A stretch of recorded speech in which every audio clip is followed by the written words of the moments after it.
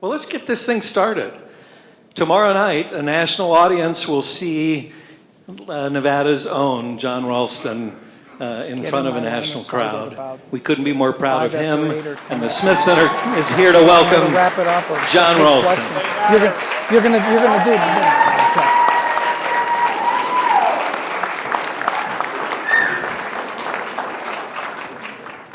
Thank you. Okay. All right. Hi, everybody. First of all, I cannot thank my friend Myron enough for introducing this event. And is this venue beautiful or not? I mean, I got to tell you, even these New Yorkers are impressed by this venue. So you know it is a good venue. I'm just going to do a brief, some business here, and then we're going to bring up the people you really want to hear talk. As some of you may know, we just celebrated 3 years of existence. Thank you. I never would have believed it when we started, and it's thanks to a lot of people in this room that we are where we are. This is a lot of you know that I've been around for a while. I love it. Like, I've been on MSNBC a lot this week, and they keep calling me the Dean of Nevada politics, which of course just means I'm old. I've just been around a while. That's how you get to be a dean. But this is the most satisfying, most rewarding thing I've done because, and I know a lot of you in this room who know me well are going to be surprised to hear me say this, because it has nothing to do with me. The staff, including Elizabeth and the reporters and our interns, two of which we have a reporter and an intern back there, have made this so rewarding for me. They work so hard. They've embraced the culture that we have tried to bring with independent, transparent, in-depth journalism. So thank you all for helping to support us. This is a huge week for us in the history of the Independent. We have this event tonight, which I'm so thankful to our guests I'm about to introduce for making this possible, and for all of you coming. Tomorrow night is a debate, which we are co-sponsoring. We are a co-sponsor with NBC, and it was really, it almost took my breath away to walk through Paris and Bally's today and see these signs up that said NBC News and then see the Nevada Independent logo, and I'm walking past saying, that's us.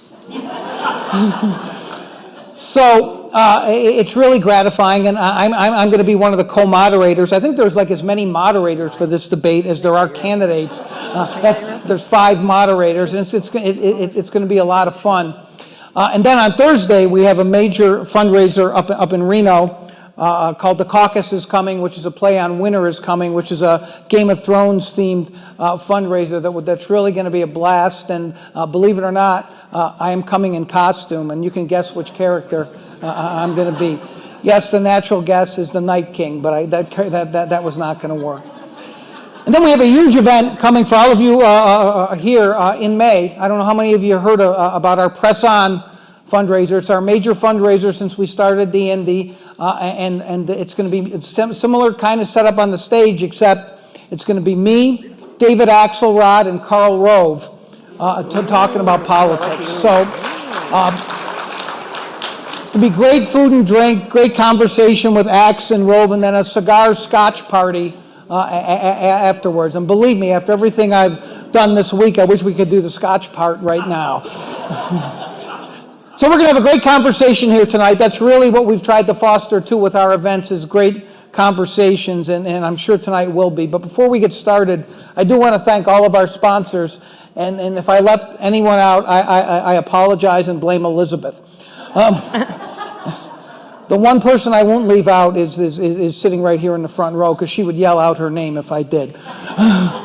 Our independent sponsors, William Hill, just let me get through all these and let's give them a round of applause. We got so many sponsors for this because there was such great interest in this event. Our Silver State sponsors are Shelley Berkeley, Robin and Danny Greenspun, the Henderson Chamber, the Las Vegas Chamber, Southwest Gas, IGT, the Greenberg Traurig Law Firm, Cover Edge, some of my favorite people in the world. Where are those Cover Edge people? Where are they? There they are. They're my favorite people.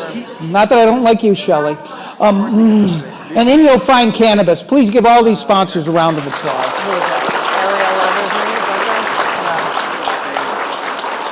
many. In case you don't know, and maybe Myron or Elizabeth said this, but I didn't listen to anything they said, the Wi-Fi is IndyTalks, and the password is independent1, independent with a capital 1, and you can tweet out anything that you want with the hashtag IndyTalks, I hope. We're a nonprofit, as some of you may know. I want to thank everybody again for helping us. And if this conversation is so great, no pressure times people, you can text NVIndy to 243-725, and you can donate during, after, before you go to sleep tonight. I don't care when you do it, but give us money. And everyone who donates can pick up this new window cling sticker or a pen at the table in the grand lobby.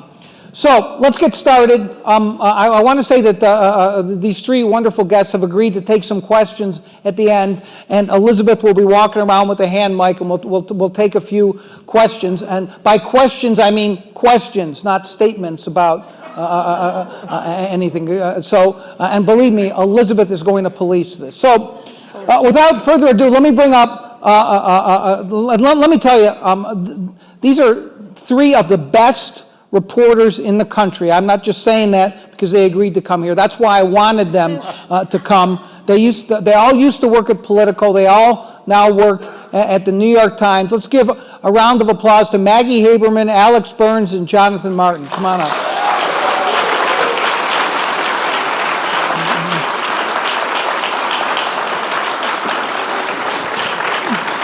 That was such a nice introduction. Thank you.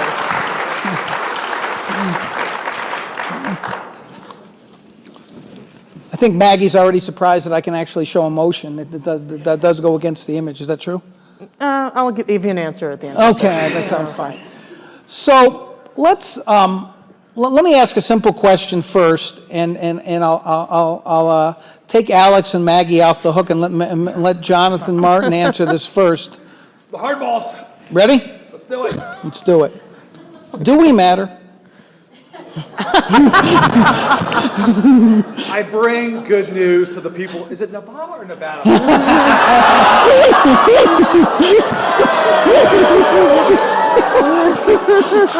I've played that all day, guys. All day.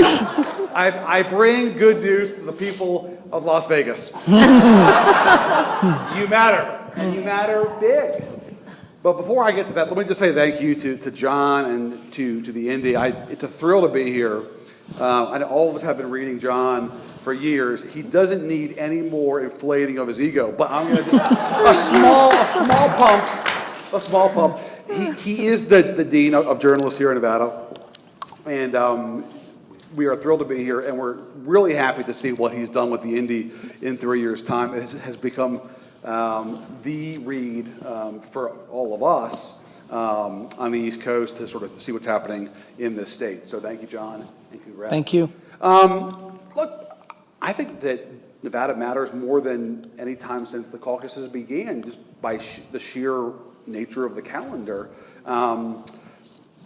If something does not change dramatically here on Saturday, or at least if there's a sort of shift here on Saturday, I think we're going to stay on the present course, which is a muddle, which is Bernie Sanders getting a plurality of votes, somebody else sort of nipping at his heels, and then a handful of other candidates not too far behind.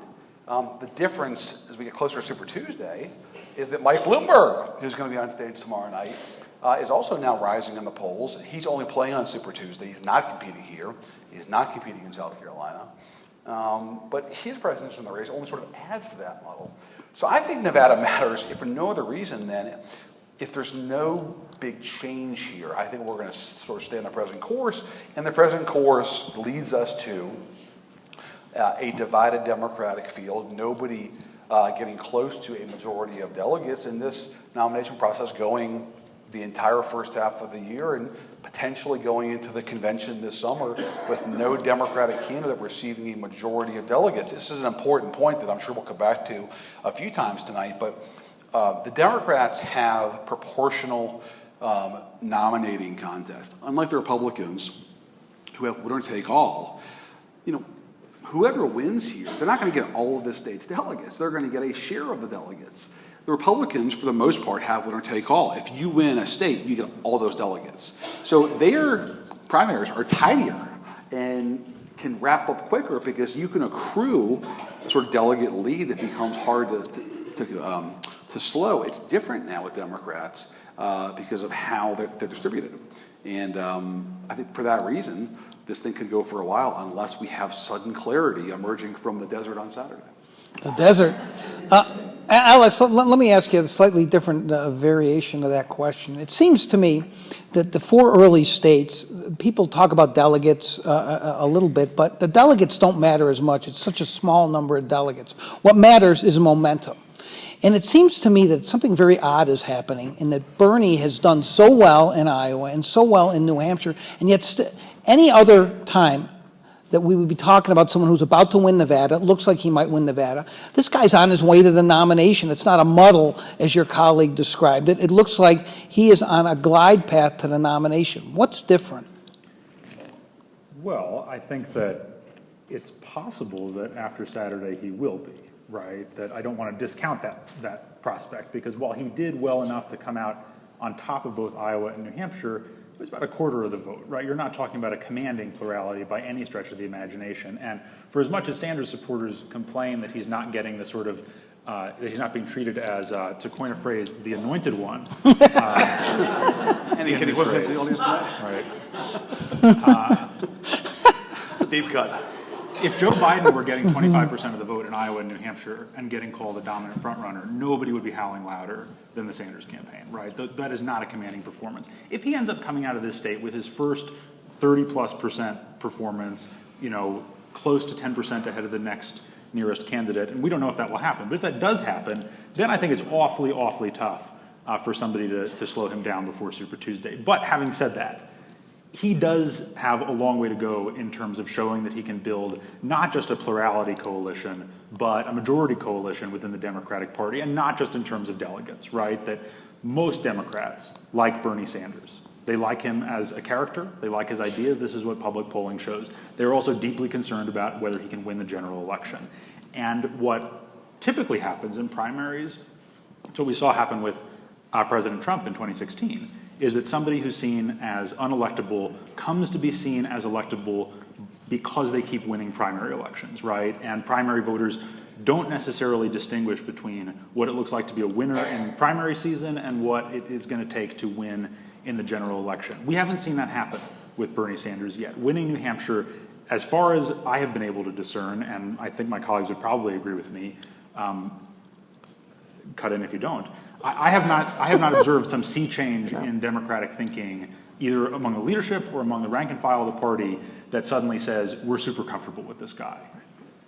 So Maggie, it seems to me, though, that one of the dramatic stories that comes out of Iowa and New Hampshire is what happened to Joe Biden, right? He was the national frontrunner, and he gets 9%, which is a disastrous showing in New Hampshire. The Times did a piece, I think it was yesterday, it posted about how they're confident maybe they can finish in second. He's going to be the comeback kid. What happens if Joe Biden finishes in third or fourth or even fifth here? And it looks, the polling, which I don't trust that much, does show Bernie ahead, and then, to use Jonathan's word, a muddle after that. What if he finishes in third or fourth or fifth? Is he in big trouble? Is he dead? Can he still resurrect his campaign? Are we doing big in increments? Yes. Big versus big? I think, look, I think that there was a miscalculation, certainly by the Biden campaign and by a number of Democrats, about what Biden's organizational strength was going to be like in Iowa. It obviously was not there. They have stressed that they are trying to catch up. You know this state vastly better than I ever will, so I would leave it to you to answer how well he's likely to do here. But if he does poorly here, I don't think he gets out before South Carolina. South Carolina's his firewall. He's set it up as his firewall for the entire, lead up to the primaries. So it's hard for him, I think, to then say, it's not really my firewall, and I don't know what resources he's going to have to keep going if he does poorly. One thing I was thinking about as Jonathan and Alex were talking, and just how little clarity we got out of Iowa and New Hampshire, I do think a big factor is the fact that Sanders got this quarter plurality, a little closer to a third, I guess, in New Hampshire. But I think that it's hard to say right now how much the mess in Iowa around the caucuses just almost vaporized anybody's advantage in one direction or the other. And I do think that rolled from Iowa into New Hampshire because the picture was basically the same in New Hampshire. So there is this weird, it's almost as if no one has won a contest yet. If people are acting as if there is no clear front runner, and I think part of it is because of Bernie's so far ceiling, but I don't think that's the only reason. Does he have a ceiling? So far. Yeah. He might not. If he does really well on Saturday, then maybe he doesn't. Yeah. Go ahead, Alex. What I'm not sure about is what he's going to do to try to win over the people who are not already persuaded, right? That we have not yet seen him going around to his events in New Hampshire. This could have been an opportunity to sort of speak to a segment of the party that is not already with him. Right. And he has not done that, right? Is he capable of doing that? I think That's he the question. actually is more than you might think. Yeah? But when you go to his events, he's introduced by, a 25-minute, Michael Moore diatribe, right? And then he comes on and says, but literally, like I was sitting there timing it, right? And I don't know who that speaks to who's not already sold on Bernie Sanders. Right. It's a really important point, and the pre and post Super Tuesday Bernie Sanders campaign is going to be fascinating to watch. Yes. Because as long as he is trying to lock down his faction of the party and strengthen those voters in, he will be the Michael Moore / John Cusack, Maggie's friend. John Cusack, You didn't really just do that, did those you? children of the 80s in the audience tonight recall. Anyone else among you? Raise your hands. Is still with us. He is very active on Twitter. He is a big Bernie Sanders fan. He's read a lot of Howard Zinn books, and I'm serious. He introduced Bernie at a couple of events in New Hampshire, and he's a very enthusiastic Bernie supporter.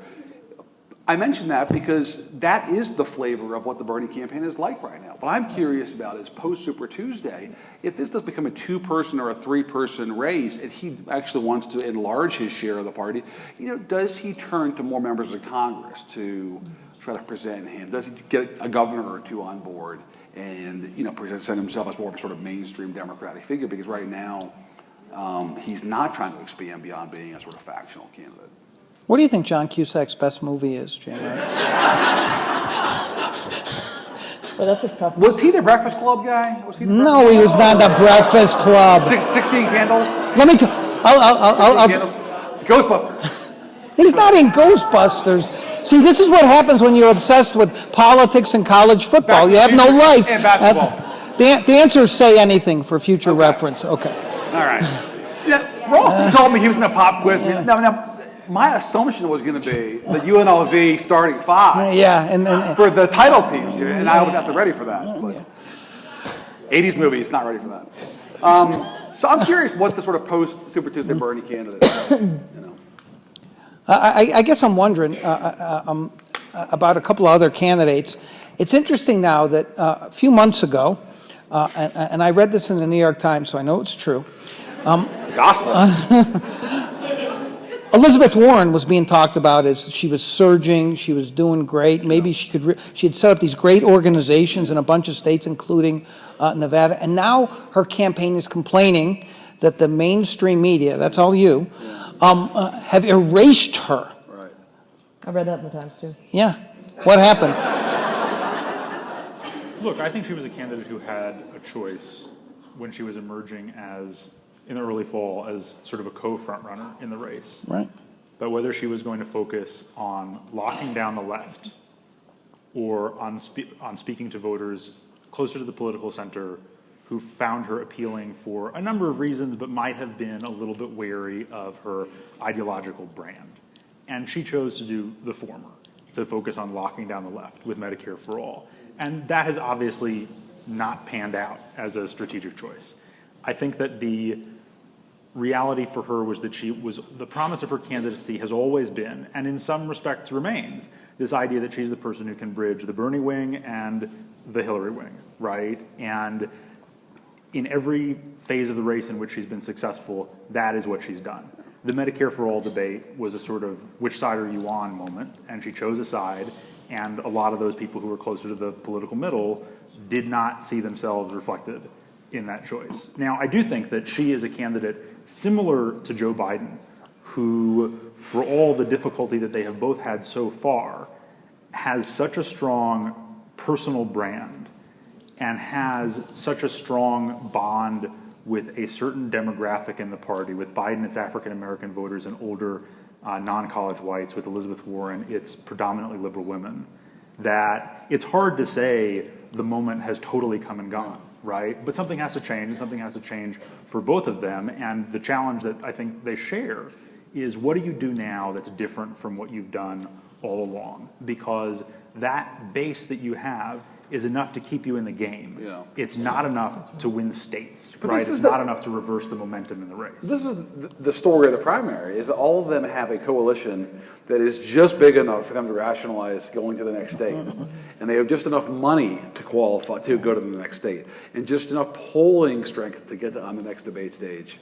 And so that keeps them going, because they can say, well, nobody else is sort of coalescing the vote, so why should I be the one that gets out? And by the way, if this all does sound eerily familiar to you, if you're having deja vu, that's for good reason. I mean, the similarities are striking between this primary and what happened 4 years ago with the Republicans. Nobody wanted to get out. They all thought that they had the best rationale for staying in, and then the next state was going to turn out well for them, and so let's keep this thing going. And they all had the motivation to stop the person who was at the top of the polls, which is the same thing here. So maybe Joe Biden can make a comeback by coming up with little nicknames for all of his opponents. So Maggie, I want to ask you a question, since I hear this from Warren's people too, and I've seen some pieces on this about how she's being treated unfairly in the same way that Kamala Harris was being treated unfairly because she's a woman. She's treated differently by the media. Do you think there's anything to that? I don't think that the reason that Warren is not showing up, and I've heard this argument, our colleague Ested Herndon wrote a very thorough piece about this today. I understand why her supporters are very frustrated right now, and I understand that they think that she placed well enough that she should be being carried. I think the biggest, or being given more coverage, the biggest argument I've heard is that her speech, certainly after New Hampshire, was not carried on television, and I think that was very frustrating. Right. And stalling for her at that moment. But I do think that it is not dissimilar to other races that I've covered, and that I think Alex and Jonathan have covered, where once the votes start getting cast, the way that this gets covered tends to be different in terms of who the focus is on, and it tends to be on the people who came in 1, 2, 3. Right. So I think that there's just a lot of the way this has always happened kicking in. I think that Kamala Harris has some complaints on some aspects of that, in terms of how she was covered as a woman. I think both of them have, in terms of how they were covered as women are covered differently. That's a reality. But I think Harris also had fundamentally deeper problems with her candidacy that I think were not about how the media was covering her. Yeah, she was not a good candidate, is what you mean. Well, she was not a candidate who conveyed a clear sense of why she was running, Right. and what her message was. And Right. I don't think that's the media's fault. So. Right. What about the phenomenon that is Mayor Pete, and don't tell Notre Dame football stories or anything. This is not a segue for that, but Michigan man over here. yeah, exactly. Is it sustainable? I mean, he is essentially tied Bernie in the first 2 states, right? And I guess if you listen to his supporters, how come he isn't called the front runner? Because he has the delegate lead and all the rest of it. I think nobody suffered more from the Iowa issue, I think, than Pete. This is somebody who, a lot of the public polling was not polling in first or second in the final days before Iowa. Even in the vaunted Iowa poll by the Des Moines Register, he was not near the top, and he won Iowa essentially by their standards. Which is a very convoluted system, but by that he won, and he finished a strong second in New Hampshire. And if it wasn't for Klobuchar having like a really good debate, and for voters looking for a sort of another option, I think he would have won in New Hampshire. So you can't count him out. I think he's got real appeal. However, I think he's got structural challenges that he still hasn't fixed. The proximity between New Hampshire and Nevada and South Carolina is so tight that I think it's tough for him to expand his appeal among non-white voters because he was not the clean winner in Iowa, because he was clearly second place in New Hampshire. I think if he had actually won cleanly in both states, I think he actually could have fixed his challenge, or at least begun to fix his challenge with non-white voters in a way that he's not going to be able to in this short of a window here. But that said, he surprised us in the first two states, so you cannot write him off. But the first two states are very white. And speaking of coalitions, right, these candidates have their coalition, and that's his coalition, or has been so far.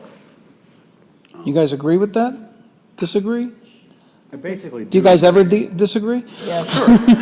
We do a lot. No, look, and this is I think an issue that he shares with Amy Klobuchar, right, is that they have a certain demographic that they appeal to, and it's white, right? And it's not that there are no supporters of either of them who are, black or Hispanic or Asian American, but overwhelmingly they're white coalitions. And in the end, as this primary advances into more diverse states, they could find themselves in the position of being more like a spoiler for a more prominent candidate who has modest but real support among non-white voters than as people who have real coalitions, real national coalitions in their own right. Now, what I think they also share in common, they are the most consistently excellent debaters in the field.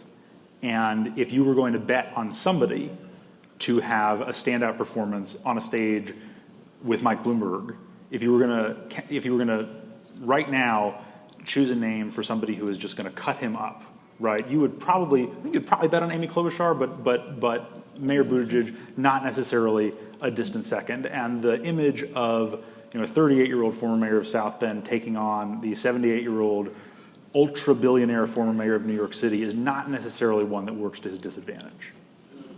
That's right. I mean, this is literally the conversation I was having with a Republican strategist earlier today who was asking about sort of who will be the person who will get under Bloomberg's skin, and those were the two likeliest choices. I mean, I think it's going to be a pylon tomorrow night, but I think the people who have proven to be the best at kind of sticking to what they want to accomplish in a debate and doing it have been Amy Klobuchar and Pete Buttigieg, and I expect you will see something similar tomorrow. So let's talk about Bloomberg for a little bit. And Maggie, in case people don't know, you're steeped in New York City politics. That's the way of calling me old. Yeah, well, no, I didn't mean it that way at all. There's only one old person up here. So to talk a little bit about Bloomberg, and because a lot of people, I think, in this room and a lot of people in the country don't know that much about him. Tell us what we don't know about Mayor Bloomberg. You covered him. You know him. Yeah, look, I think that, so I was at the New York Post for 10 years. I covered Mike Bloomberg's first campaign in 2001. I was very annoyed to be covering it because he was supposed to be the laugher candidate who wasn't going to win, and he won, obviously. It's a recurring theme. Recurring theme for me, yes. This was 2016, too. Although I was not upset to be covering Trump. I think that, look, he has a real story to tell about his record in New York City, and there are really strong aspects of it, primarily about public health, but also about, he instituted a smoking ban that was incredibly controversial. Restaurant associations denounced it. Everybody insisted no one's going to go out to eat anymore. Well, that's obviously not what happened. The restaurants are still doing well in New York, and I think that he saved a lot of lives, most likely because of it. He came into office when the pit at Ground Zero, where the World Trade Center had stood, was still smoking. And the very first thing that he did legislatively was instituted a pretty steep property tax hike, because that was the only thing the city controlled itself. His approval rating, I think, in February 2002, I'd have to double check this, I think it was 24%. So he took the early pain and he fought his way back. And he is a very hard worker. he is also incredibly thin-skinned. The crime figures, which did stay low, and which is, I think, why a lot of the base for people who are excited by the idea of him getting into the race. I can't speak for nationally where people have seen the ads, but certainly in New York, there are a lot of people who felt like the city became, these are upscale New Yorkers who felt like the city became safer for them and their children. It was at the expense of a lot of black and brown people under the stop and frisk program, which the mayor fought the end of. There were lawsuits about it that the city fought. He was not happy about it. He was defending it in an interview with Alex not long before he got into the race, and so a couple months before he got into the race. He has since apologized, but he's offered a very misleading version of events. He has, and I was sort of struck by this looking at his ads yesterday. They dropped 3 new ads, and he describes himself as having led the city, quote unquote, through 9/11. Well, he wasn't in office on 9/11. Right. And there is this kind of eliding of his record over a period of time. Who was the mayor on 9/11? That's going to be for our next panel. Whatever happened to that guy? Whatever happened to that guy? But so I think that there are going to be a lot of things that Democrats have issues with Donald Trump about, that they're going to have to reconcile why they consider it okay in Mike Bloomberg. There are obviously pieces of Mike Bloomberg's record that are very different than Donald Trump's. But even today, there was another story about, I think it was today, in BuzzFeed, about him referencing transgender people as it. That was not long ago. So he's facing a lot of questions when he takes the stage tomorrow. I mean, I think these next 10 days are so crucial, because either he can survive this debate tomorrow night and the debate that is basically a week later in South Carolina, or he can't. or he's going to be exposed as basically having used his fortune to have bought a temporary bump in some polls entirely on TV ads. And half the operatives around. This is going to be a very revealing stretch of this campaign. And by the way, not just about Bloomberg, but this is a good political science moment too. It's how much do campaign ads at a cartoonishly large scale actually matter, and how much can they cover up structural challenges with somebody's candidacy, challenges that are about to be exposed on national television in a big way by Jon Ralston. This is right. And his rivals, more to the point. Do you know what his stand is on Yucca Mountain? Here we go. Go ahead, Alex. We're going to find out tomorrow night. No, we're not. Personally acquire it. We'll buy it. So look, this is how, if we're talking a month from now about the Joe Biden comeback, and I have no reason to expect that we will, but if we are a month from now talking about the Joe Biden comeback, it's possible, right? It is totally possible. Right. So much of his plunge in the national polls has been about African American voters leaving him for Mike Bloomberg. Yep. They're not leaving him for Mayor Pete. They're not leaving him for Bernie Sanders, right? People who have been really stress tested and vetted over a long period in this race. They're leaving him for a guy who is saturating the television with ads that put him in an almost cartoonishly positive light, right? And Obama. Right. And if they tune in tomorrow and see this totally other character on stage at the debate, and maybe they won't, right? Maybe it will be Mike Bloomberg, this sort of Napoleonic figure, not just in stature, but just this man of imperial greatness, right? Genial. Maybe they will stick with him, or maybe African American voters will see him really put to the test on stop and frisk, and they will see him as thin-skinned and sort of flustered and insincere, and they will say, "Wait a second, I'm actually comfortable with Joe Biden," right? Because the polling that we have seen in the Super Tuesday states, like Arkansas, North Carolina, Virginia, Joe Biden is not the front runner anymore. But he's not at 10% either, right? And it would not take a big movement back in his direction just among black voters to make him the front runner again. It's so fluid. In those states, everybody's kind of bunched up now in the mid to high teens, and you can sort of feel it's in suspended animation at this very moment, waiting on the nation's eyes, waiting on Jon Ralston tomorrow night. No pressure at all for this debate. Get her done. Why? Why is he doing this? Does he always do this kind of like shameless flattery stuff? Yes. Okay, all right. I can't believe you didn't vet him. Yeah, I should have vetted him better. But I want to Can you get in some Nevada questions tomorrow night, by the way? Like, are you going to be able to actually sneak a couple in? I am not allowed to talk about what's going on at the debate, sir. I've been. All right. The culinary, maybe. They may have just wanted me to sit. They may have just wanted me to sit there to for my good looks. Did you ever think of that? No one thought of that. Anyhow, but I want to stick on the Bloomberg. That was Sebelius. What? That was Sebelius. Oh my God, this guy. Thanks for coming, J-Mar. So I want to stick on Bloomberg for a second, just based on what Maggie said about him and what I had heard about him and read about him, this issue that he's thin-skinned. And if someone's really, most politicians are thin-skinned to some extent, but I hear Bloomberg is really thin-skinned. Number one, why would he even agree to come to this debate when he could build up momentum going into Super Tuesday?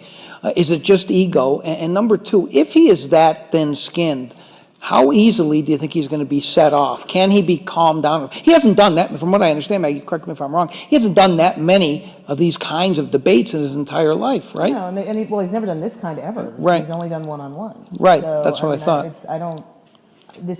And the number of people on stage with him could actually help him, unless it's a total pile-on, in which Right. case I'm not sure he's going to know what to do.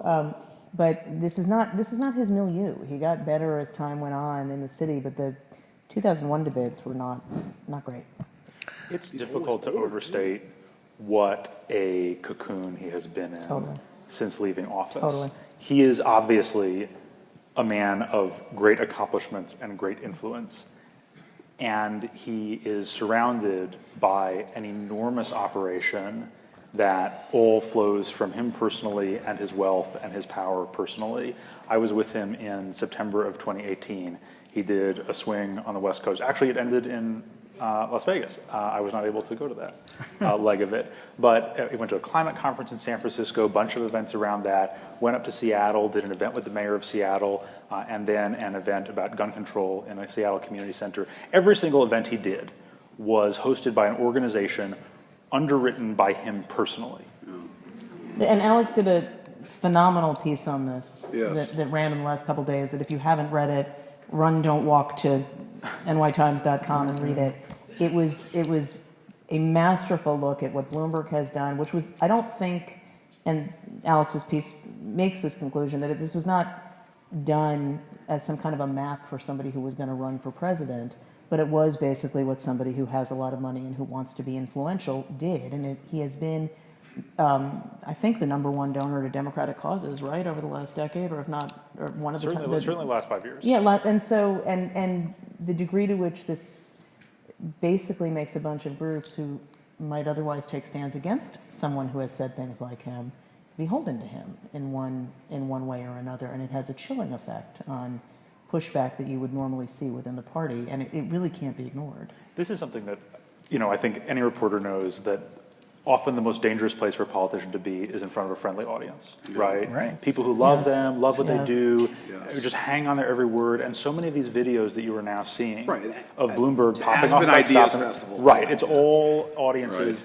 Right. where he is going to get applause even when he says stuff like, right. yeah, you take them, you throw them up against the wall, you frisk them, and problem solved, right? And we have not seen the end of that video. And that doesn't necessarily mean he cannot pivot in the context of a debate, because the stakes are high and he's a serious guy who's been through 3 serious elections, but it does mean that it's been a while since he's had to do that. He left office in 2014 thinking he probably had run his last campaign. He'd been flirting with campaigns for president for years, but he was acting and speaking in ways like somebody who was not going to run for president down the road, who was a sort of liberated man. And that's also a very dangerous place to be when you're a politician and you're acting like you have run for your last office. You're a little bit more liberated to say what's on your mind, and he's sort of done that. And there are more clips to come. There's also one other aspect of Bloomberg that I would just note.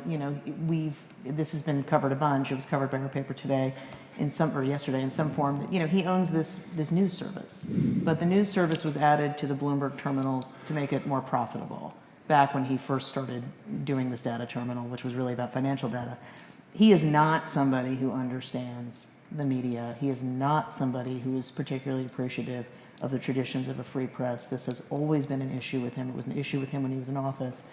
You were asking what we don't know about him. I realized I kind of overlooked the main thing that I suspect people here don't know a ton about, or some might, which is that he had the city's voter referendum swept in term limit law of 2 term limits postponed just for him, so he could run for a 3rd term. Right. And the way he did that was by twisting arms and using his personal wealth and the power of the mayoralty to get people to do this for him. Now, as it happens, his opponent was Anthony Weiner, his main one. So you gotta do a waiting thing there. But if your argument is that Donald Trump is somebody who is not going to adhere to democratic norms, I think you are going to hear that term limits fight thrown in Bloomberg's face over and over, if he gains traction in a real way.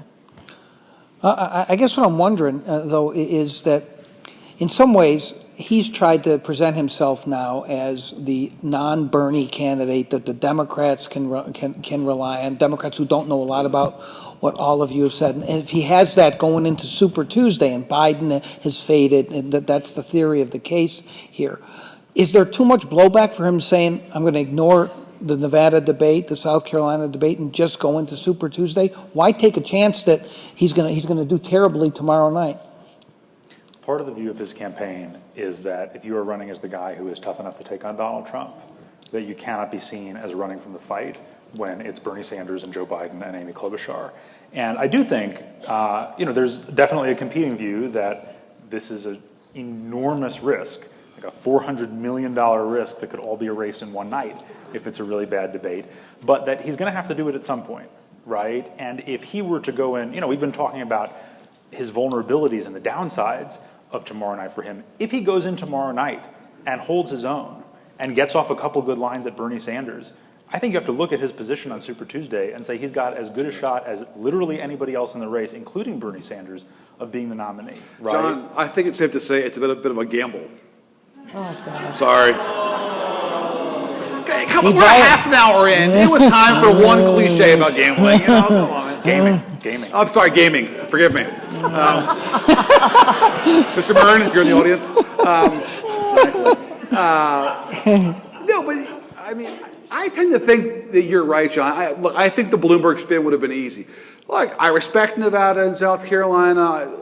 Hope to be there in the general election. There are good people there. But look, I just made a choice because I got in the race late that I was not going to compete in the first 4 early states. I'm focused on Super Tuesday.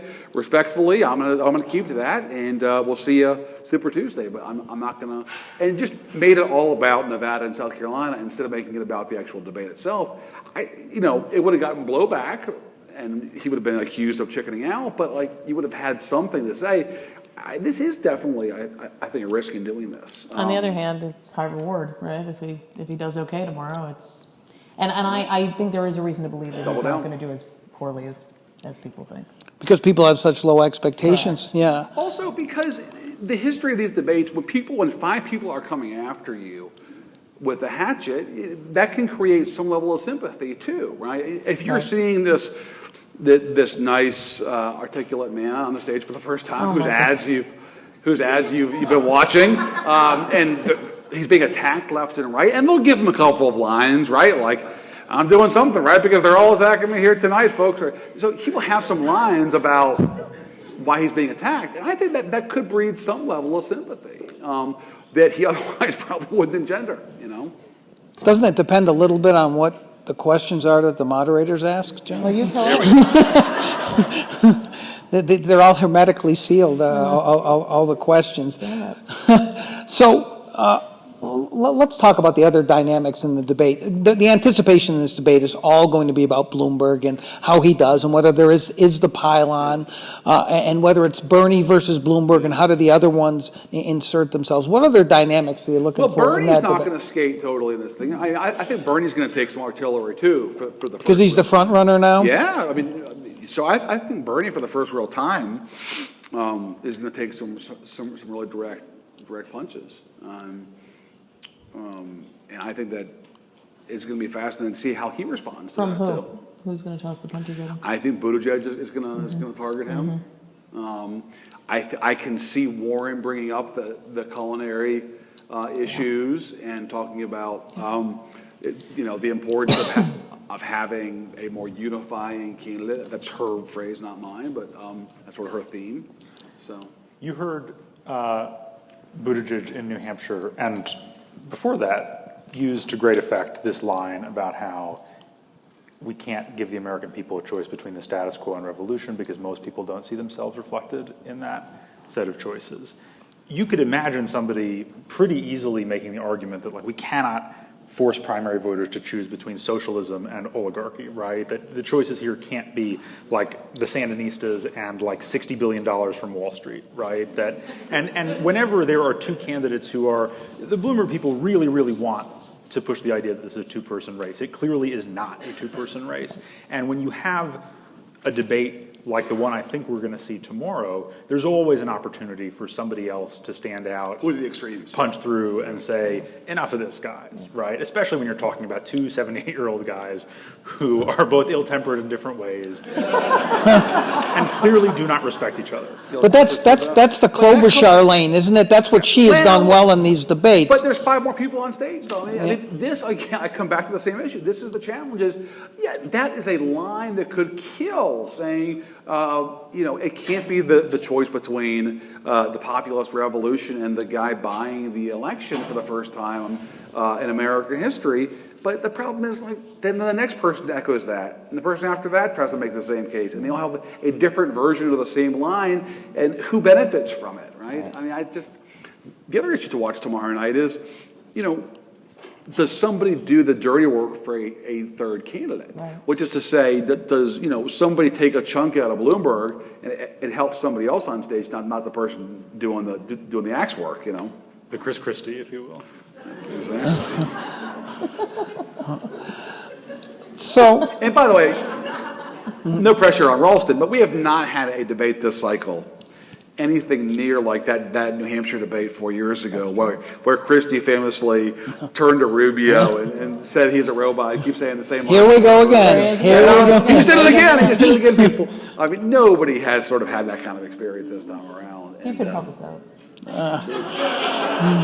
I just have a small the role. This time are going to want to, actually. I mean, the pressure is on, like more than any other debate this time on these candidates to actually try to have one of those kind of moments, I want to just make one more point, just when you were asking about the Bloomberg thing, just in terms, yes, obviously all eyes are going to be on him tomorrow, and a lot will depend on what happens tomorrow, but if you assume, as I'm inclined to do, although who knows that he's going to survive this, we could be looking, in the same way that Sanders is some version of Trump so far in this primary, Bloomberg could be too, in the sense that it's not like there have not been stories about his past positions or his issues with African American voters or his issues on a host of other topics, and so far they haven't stuck. And the thing with Donald Trump was there actually was a fair amount of coverage of him in 2016. I know there's this popular myth that we didn't actually all cover him, right? But we did, and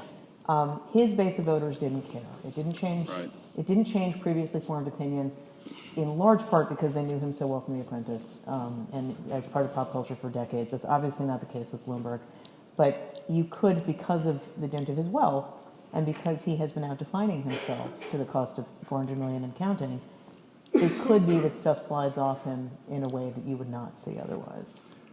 So, but we'll see. I mean, I just add, this is not really on Maggie's point, but I think it's important to say to this crowd, I think more than anybody else, this state may be pivotal for Joe Biden. I think he talks about South Carolina. I get why he wants that to be his firewall. The timing, though, is problematic on that, because even if he goes down there and pulls out a 4 or 5 point win, that's a race 2 days later on Super Tuesday, and it's not going to give him the kind of boost that he would need to recover in Super Tuesday, given the sort of breadth of Super Tuesday. And his entire case since even New Hampshire started voting, even before the polls opened in New Hampshire, his whole case was these are two states that don't reflect the country or the Democratic coalition. Yeah. Wait till Nevada and South Carolina. That's America. That's today's Democratic Party.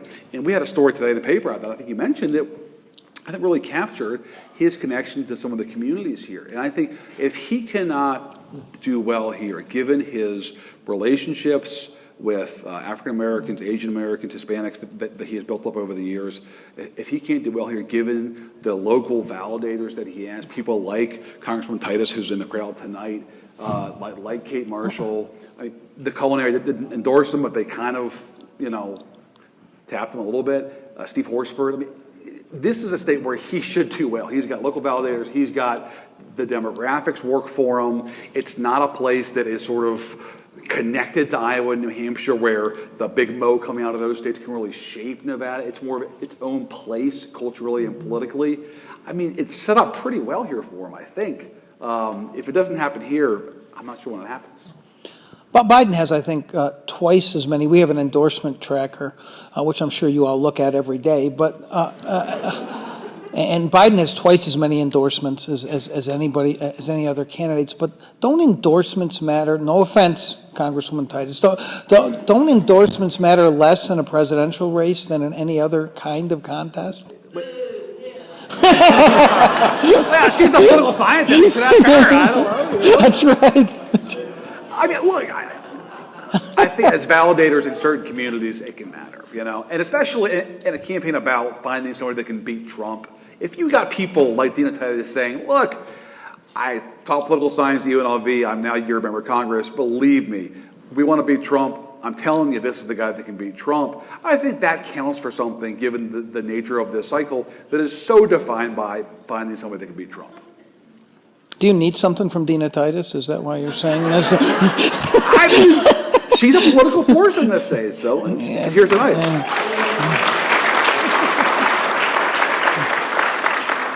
It's a Titus crowd. So Governor Steve Sisolak, is governor today, thanks to two people, right? Steve Sisolak wouldn't be in politics except for Dina Titus. You know that, right? Yep. Let's not do all the Nevada political history now, though. I don't think people are that interested in that. I do want to just switch gears slightly and talk about the other side, because you've all had experience, especially Maggie, in covering Donald Trump.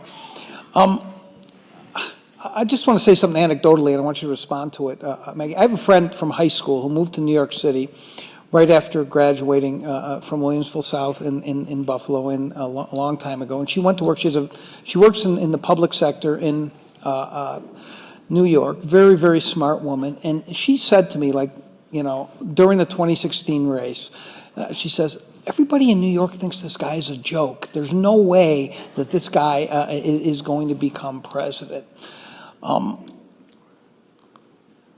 What was it like covering him?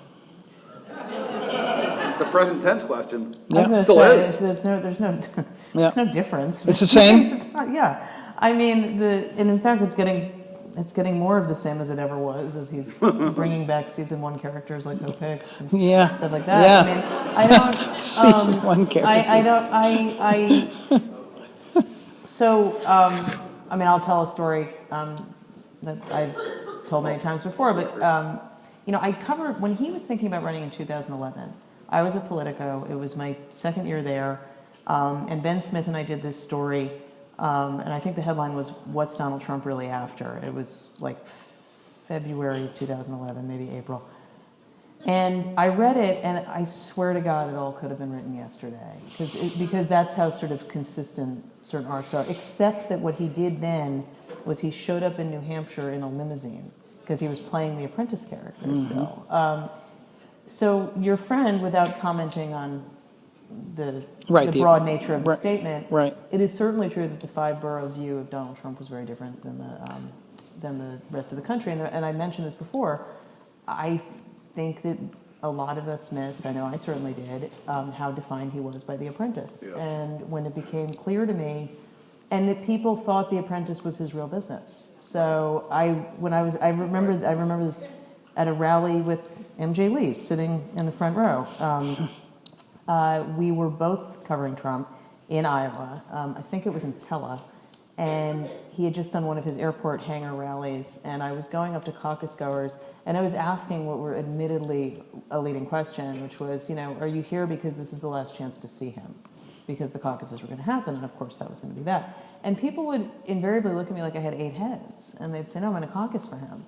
And I would say, why? And they'd say, look, I watched him run his business. I mean, and they were talking about The Apprentice. The business and, guy. The Apprentice was like firing Gary Busey. Like, that was not his business. But he had a comment. but it really, it was him in the leatherback chair, and it was, presenting this image. So, the Donald Trump that we knew in New York is not different than what you see as president. I mean, he's been actually pretty consistent for a long time in terms of just behavioral stuff and being in the press being his driving force. Yeah, I mean, even more broad than New York, I think people who, like, for example, in the city right here, right? Like, if you went to, like, the political and civic leaders, like, in Las Vegas, who had dealt with him over the years, like, of course they wouldn't have taken his campaign for president, like, all that seriously. Certainly in the beginning, right?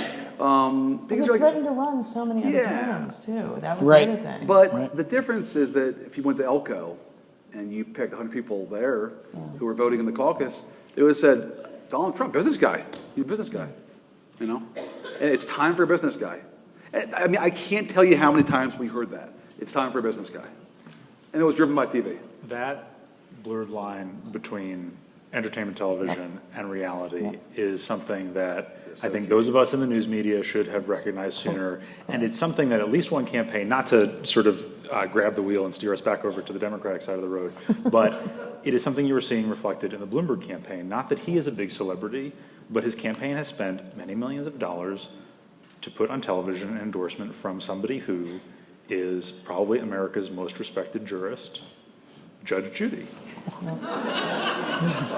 And I said to somebody in New York, like a serious person who follows the news, like, she is better known than any member of the Supreme Court. And their reaction was not better known than Ruth Bader Ginsburg. It's like, of course she's better known than Ruth Bader Ginsburg by a lot, right? And if you were gonna like dream up your ideal endorsement for somebody like Mike Bloomberg, it would probably be pretty close to Judge Judy if the candidate were willing to accept an endorsement from somebody who, like, probably in his heart of hearts, he does not take seriously as a legal theorist. Right.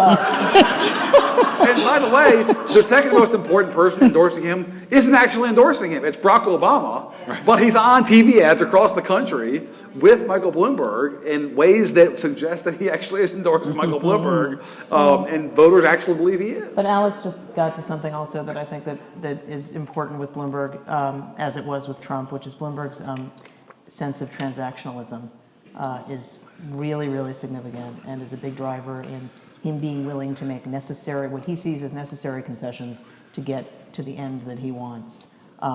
Trump is the only other person I've ever covered who has a similar streak of that. So I have a question for Ralston. That is not in the rules here. Well, we're making up our own rules here as we get an hour or two. So are we going to be back here in the fall covering the general election? Is Nevada going to be a competitive state in the fall 2020? Good question. It shouldn't be. I'll say that based on what's happened the last 2 cycles, presidential cycles, and based on the demographics of the state. I'll tell you a story.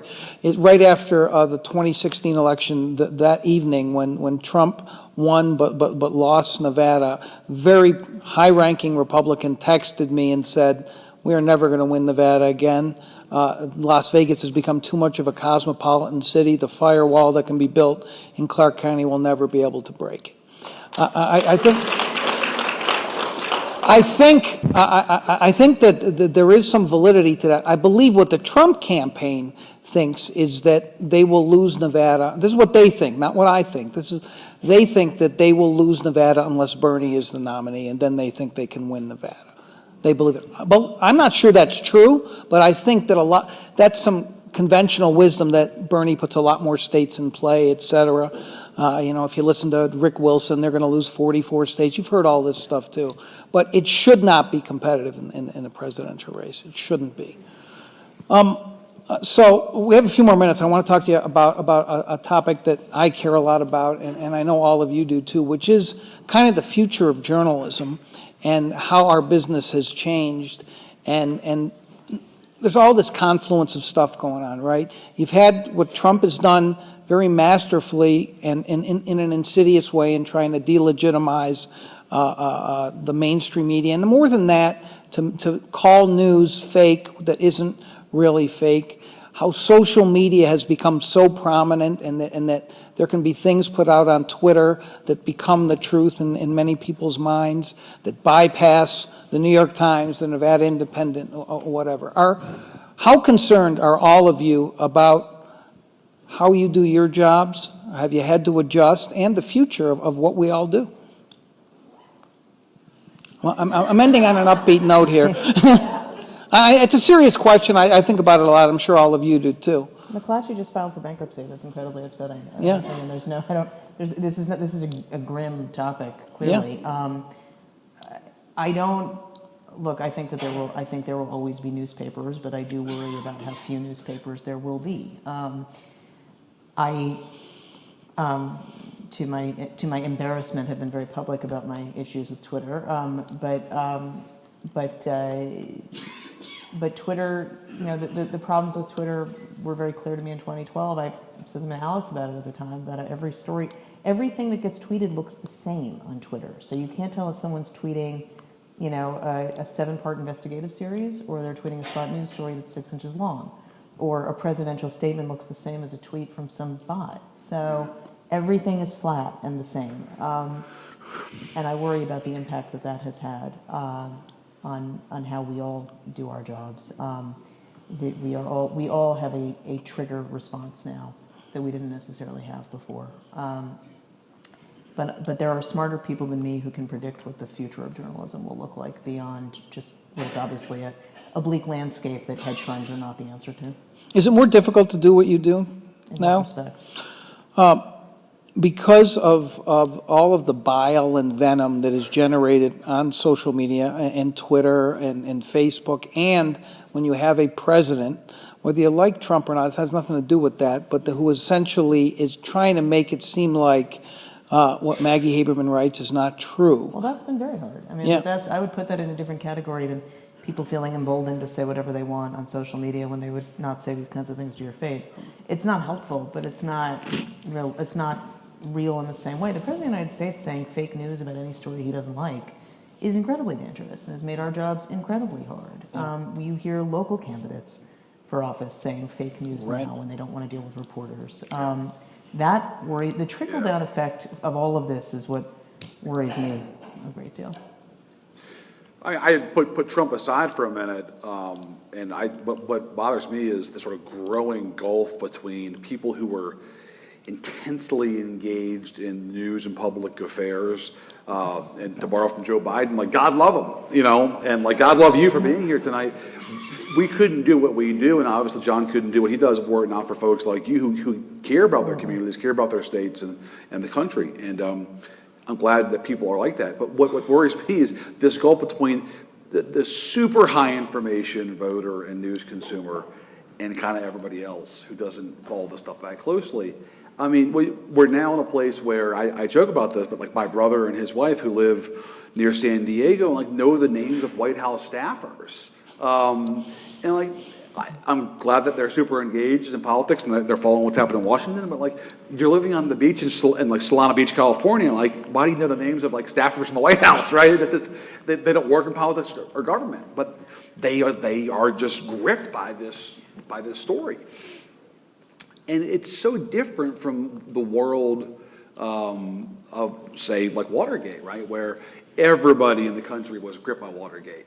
It didn't matter if you were a super high information voter, a casual, you were following Watergate and you knew the ins and outs of it, and it was the story of the day. Now, with this last impeachment of President Trump, folks in this room knew, who Colonel Vindman was and knew about, the ambassador to the Ukraine, and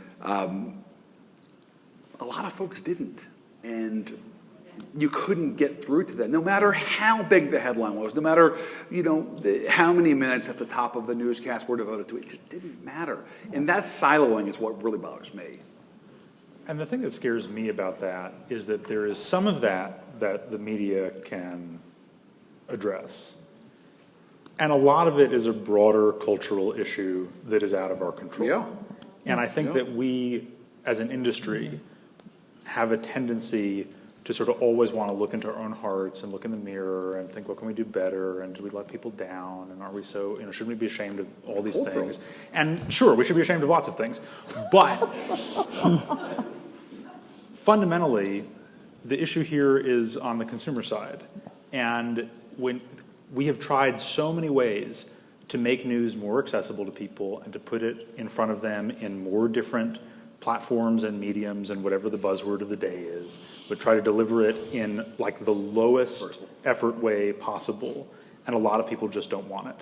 And if you are fundamentally more interested in watching The Apprentice or Judge Judy than in feeling some sense that you ought to tune into the news about what's happening in your own community, let alone in Washington, We can't change we that. can't Yeah. teach you to do That's that. right. We Nothing can't we can do. force you That's to do right. that. You can't be made to eat your vegetables That's right. on this. I do think just on Trump,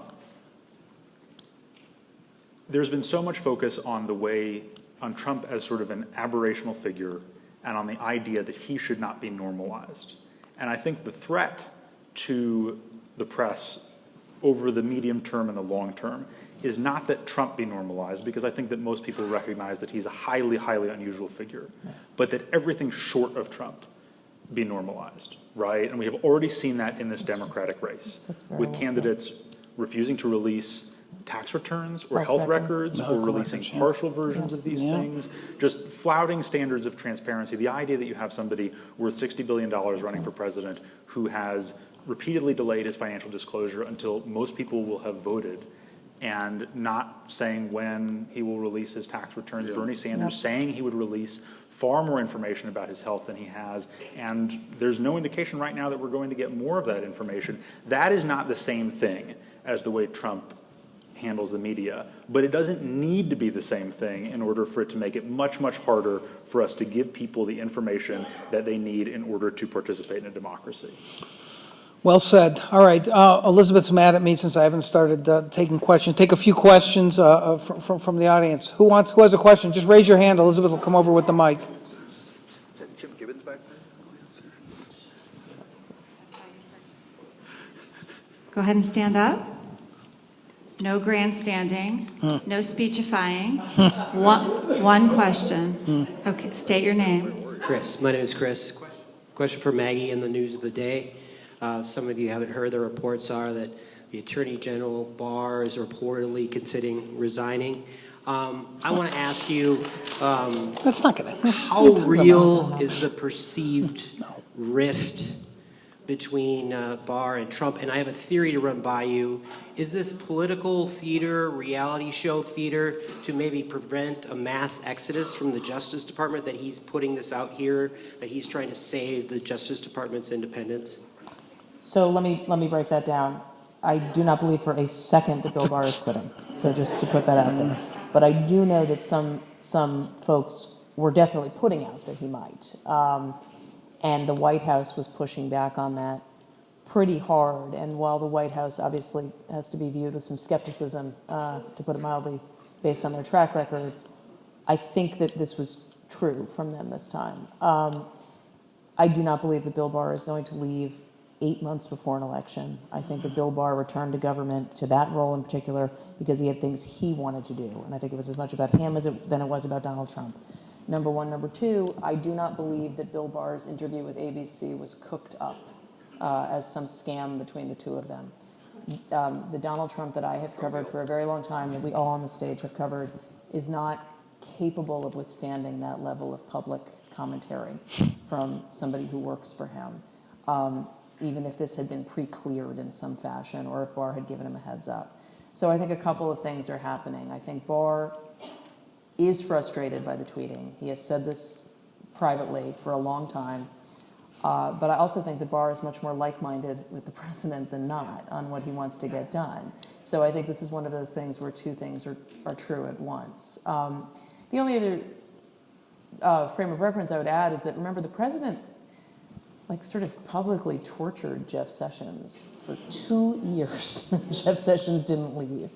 And now Jeff Sessions is running for Senate and running as the person who carried out what Donald Trump wanted. No, Bill Barr is never going to do something like that, I suspect. But I think the rift is real, but I think, or at least some rupture to some extent. But I think that what's going to happen from it is nothing, frankly. But I do think what Bill Barr is facing is a mutiny in his own department, and I think he's concerned about tamping that down. Your name? Ellen. Don't try to take the mic from me, Ellen. What is your question, Ellen? So you all painted Mayor Bloomberg as a left-of-center Donald Trump. I don't even know if he's left of center. He's socially left Well, of center. you notice I didn't say lefty. Is that all you have to say? I mean, you're painting him in as scary a fashion as Trump as. So, can I answer that? Because I think I probably did the most of that portrait painting. I don't think that Donald Trump and Mike Bloomberg are the same person. I think that certainly if you look at issues, the issue that Donald Trump is the best known for is incredibly hard line on immigration. It's not just about illegal immigration, it's about curtailing legal immigration. That's the opposite of Mike Bloomberg. Mike Bloomberg is not for that at all. He was very focused on comprehensive immigration reform for years. I think he has put out a plan in this race. I don't know the specifics offhand, but to make clear that he's very different than this president. He's very different than this president on a number of social issues. I don't think would ever hear Mike Bloomberg, call the press the enemy of the people or fake news, which I think is incredibly corrosive and has now just seeped into the fabric of society. But I do think that he has a tendency to try to bend institutions toward his will. And I think that I don't think that has manifested itself quite as blatantly, shall we say, as President Trump. And I'm not saying it ever would. But I do think that people should have a full picture of his record, which is not as he has portrayed it on Stop and Frisk. I'm just a little, candidly, I know I'm getting a little over the line here, but I've been stunned at the degree to which he is mischaracterizing his Stop and Frisk record. Not that he was for the policy, but claiming he ended the policy as if this was something he did when the cops let him in on what was happening. That is not how this went down at all. He has taken credit for stops that went down after he was out of office. Things like that, I think, are just things that people should be aware of. I think that everybody votes on a candidate based on a full picture, but with Mike Bloomberg, he's not really that nationally well known, right? And so if you've seen his ads, what you're going to come away with is, here's a guy who stood with Obama on stage a lot of times, or Mike can get it done, and something like that.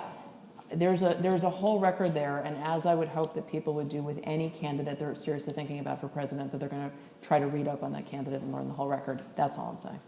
I would just add very, very briefly, I think one place, sort of aside from ideological and cultural differences, one place where they are polar opposites is their actual level of interest in government at the operational level, right? And Bloomberg cares a lot about government administration, about administration generally, yes. And Trump clearly doesn't, right? I mean, about actually yes. being That's deeply right. involved That's in right. the functionings of the Totally machine right. that is the state, Totally right? right. And if you are somebody who likes what Mike Bloomberg stands for, I think it's totally reasonable to find that enormously appealing. Totally agree. And if you're and I think there are a lot of people, it can be two sides of the same coin, right? That if you love the idea of the president using every executive and administrative instrument at his disposal to fight climate change, He's got a pretty good story to tell. If you look at the record on stop and frisk and think about what it means to have that person running the Department of Homeland Security, you might find that less appealing, right? But it's very, very different from Trump in terms of he doesn't not believe in government, right? The idea, he is selling himself as a businessman, but it's not the idea that, like, government is kind of a joke and only this guy from the boardroom can handle this, right? It's a different kind of story and a different kind of record. That's an very important point.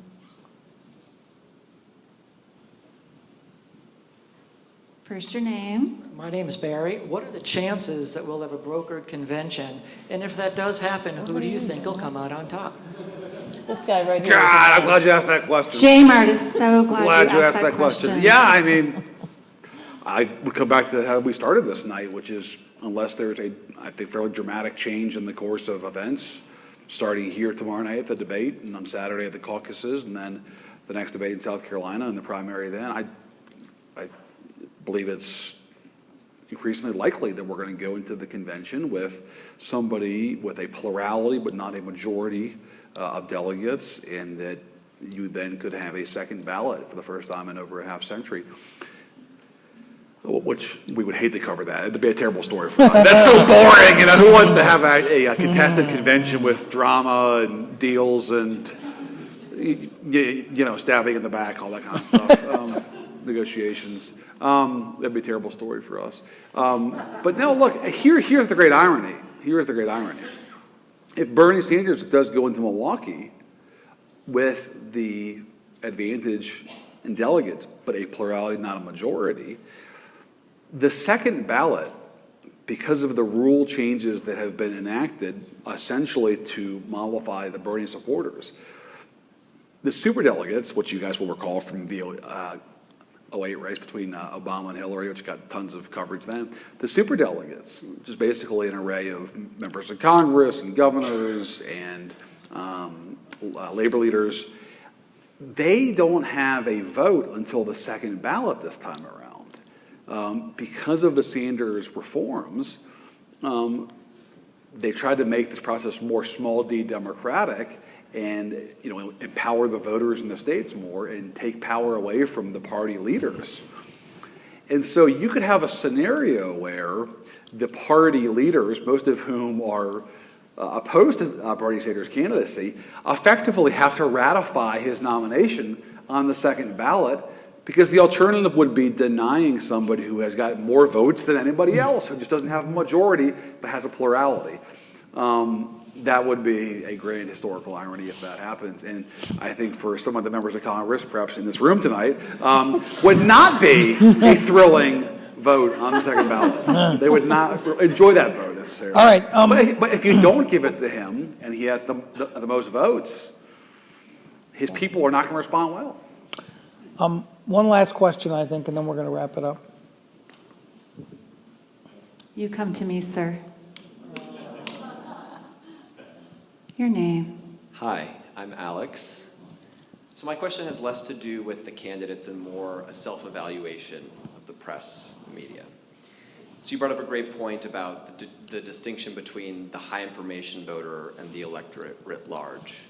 And I look around at this room and I see a lot of the same people that I see at a lot of events consuming the same information, making the same decisions about who they may choose as the candidate they support. So how do we innovate around how we get content and information to the electorate writ large as opposed to the same small percent of people who may read the New York Times, who read the Nevada Independent? And what responsibility does the press play in innovating how we get content to the electorate?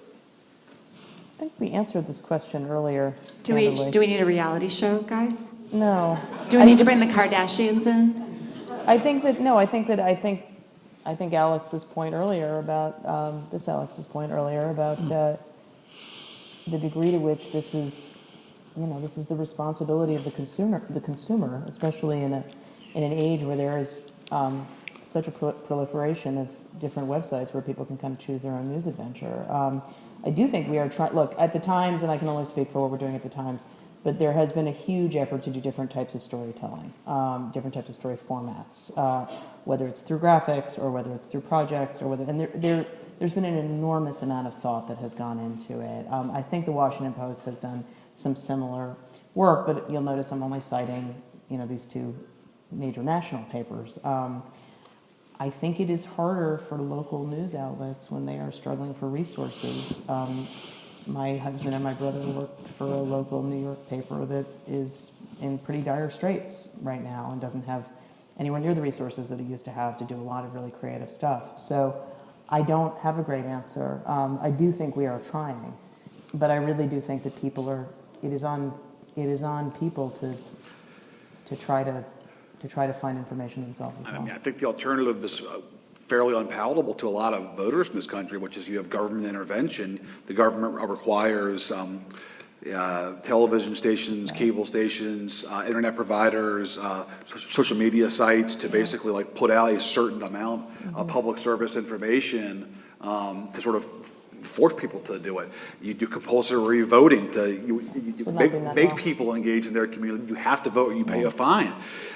Those sound like extreme measures, but I'm not sure what the alternative is in a world where you get 700 channels and you can, watch any kind of sports or entertainment you want, and after you've put in a long day's work, maybe that's what you want to do instead of, watching the news.